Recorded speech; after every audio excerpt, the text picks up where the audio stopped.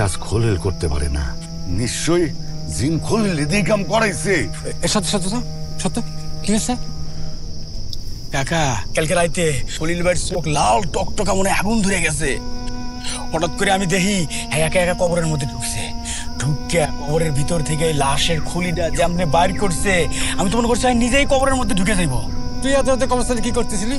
কাকা আমরা তো এক লগেই আসছিলাম, রাত্রে একসাথে আসতেছি, কবরের পাশ দিয়ে আসতেছি, হঠাৎ করে খলিলের কি জানি হইলো, চোখ মুখ লাল হয়ে কবরের মধ্যে ঢুকে গেল। ওরে আমি যতই কাছে রাখি ও ততই দূরে সরে যায়। এরপরে তো লাশের খুলিটা উঠায় নিয়ে এসে এই 3 রাস্তার মোড়ে রেখে আগুন ধরাই দিছে। খলিলের এত বড় সাহস হতে পারে না। কয়েকদিন ধরে ওর ভাবচক্কর দেখে মনে হচ্ছে ওরা সত্যি সত্যি কিছু দশছে।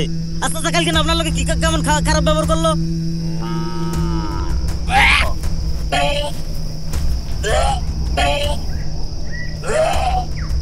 কাকা কাকা তাহলে কি হইব? নিশ্চয়ই গ্রামে খারাপ কিছুর আসর পড়ছে। তাই জানো ধরিস